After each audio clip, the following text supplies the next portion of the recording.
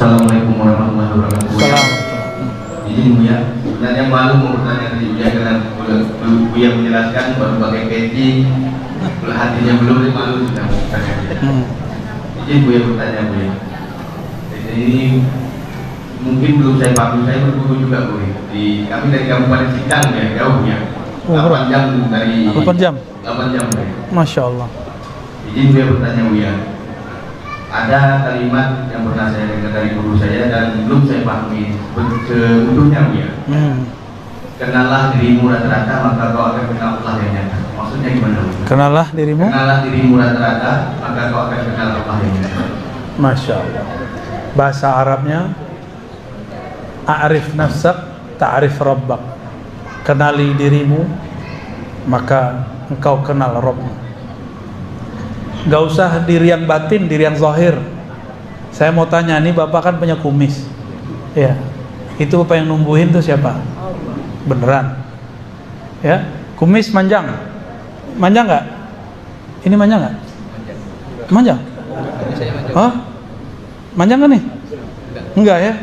Siapa yang atur? Kita yang atur atau Allah?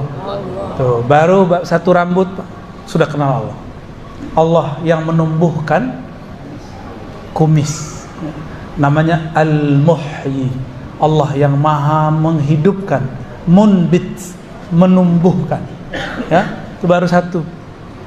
Tambah ke dalam, tambah semua, tambah kenal.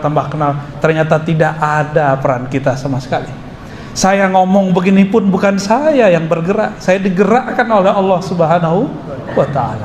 Tapi kita punya adab. Kalau kita salah, kita tidak boleh menyalahkan Allah. Kalau kita taat, kita tidak boleh jumawa merasa taat. Kita katakan ini anugerah dari Allah. Kita zikir, kita nggak boleh merasa kita ini ahli zikir. Kita mengatakan terima kasih ya Allah, Engkau muliakan aku yang hina ini menyebut namamu yang mulia. Gitu ya. Itu salah satu uraian pertama. Ditambah terus sampai ke dalam. Bisa pingsan Pak nanti Pak. Gitu ya. Jantungnya udah deg-degan dari tadi soalnya. Terima kasih Buya. Ya. Ingin satu lagi Buya, kapan mau ke Sintang Buya? Insya Allah, semoga Allah permudah. 8 jam ya? 8 jam. Insya Allah. Kalau Allah berkehendak tidak ada halangan ya insya Allah. Amin ya Allah, kabul ya Allah. Berapa besar perintah Allah untuk kita menemukan seorang wali itu dan berapa efek sampingnya kalau kita tidak menemukan? Terima kasih Bu ya. Baik, bagus Pak. Kalau Rasulullah masih hidup, kita diperintahkan bertemu Rasulullah. Tuba liman ra'ani, beruntung yang melihat aku. Kalau tidak bertemu Rasul, ketemu orang yang bertemu Rasul. Tuba liman ra'a man ra'ani, beruntung orang yang melihat orang yang melihatku. Gak bertemu juga murid Rasul Sallallahu Alaihi Wasallam, maka carilah orang yang berguru kepada murid sampai sekarang. Perintah itu Pak, karena ada tuba itu satu pohon keberkahan, ridwanullah di surga. Siapa yang memandang wali, ulama, pewaris Nabi, bukan pewaris iblis. Ya, ada ulama pewaris iblis. Nauzubillah min. Saya pun berlindung setiap hari, ya Allah jangan jadikan lidah ini zallat, keliru.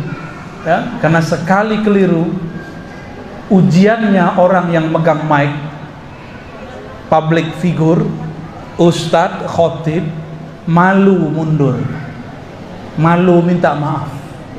Itu ujiannya. Maka kalau saya ada salah, kasih tahu.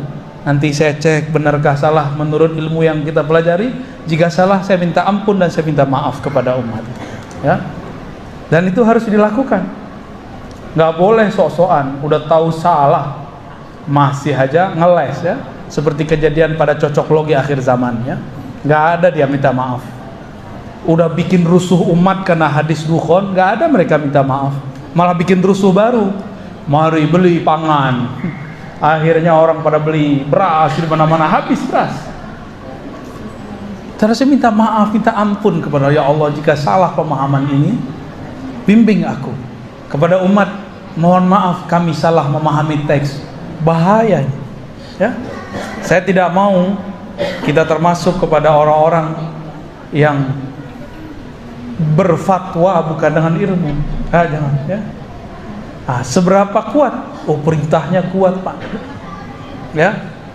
Di alam Al-Qur'an dikatakan, ya ayyatuhan nafsul mutmainnah irji'i ila rabbiki radiyatan mardiyah fadkhuli fi ibadi. Itu dulu. Kalau mau masuk surga, pintunya satu, harus bersama orang yang sekapal masuk surga.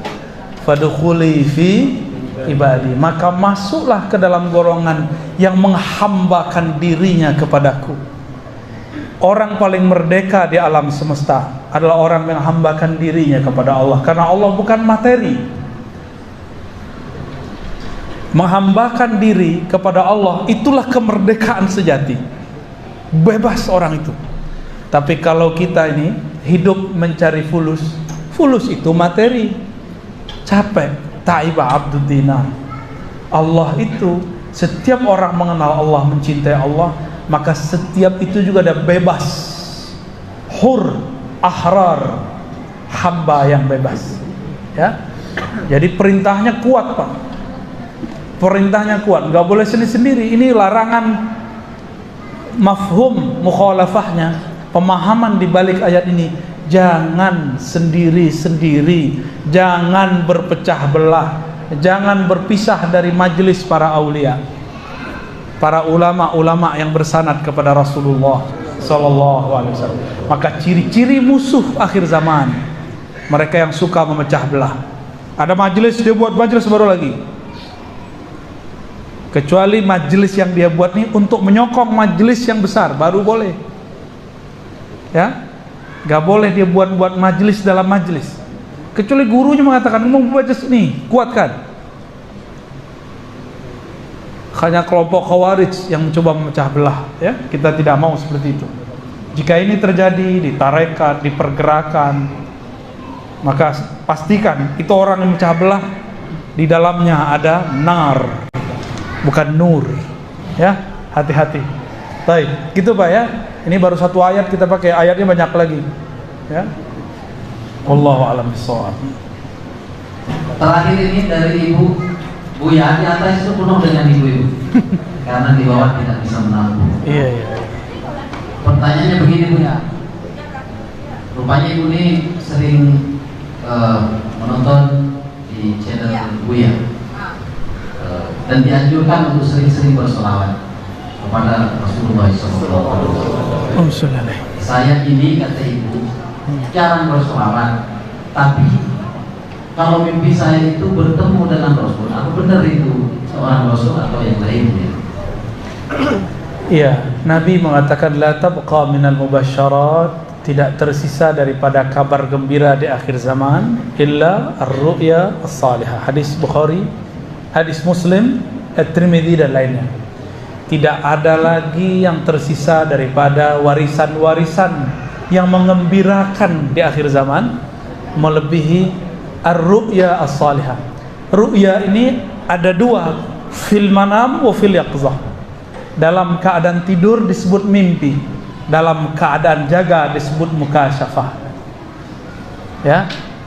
Dalam keadaan tidur disebut mimpi, dalam keadaan jaga disebut mukasyafah. Mukasyafah itu torikohnya mesti torikoh ruhani. Tidak boleh torikoh selain rohani, karena kalau selain torikoh rohani pasti yang bermain jin atau syaitan. Oleh karena itu kita ketat dalam masalah pengalaman rohani. Kita tidak sembarangan terima pengalaman rohani. Bisa jadi itu dari syaitan. Kita tegas-tegas di situ.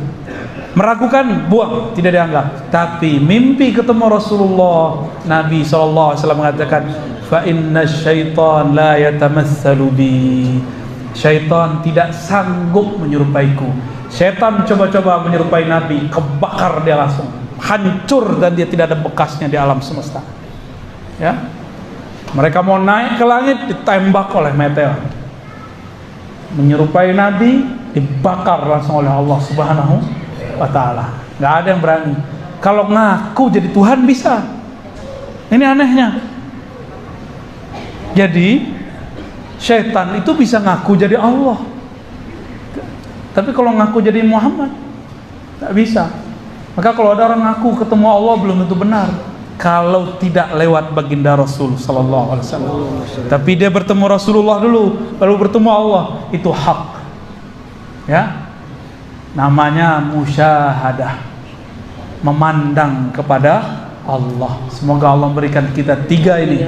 Musyahadah, muraqabah, ar-ru'ya, as-salihah. Amin ya rabbal alamin. Sudah. Alhamdulillah. Habis ini kita masjid apa?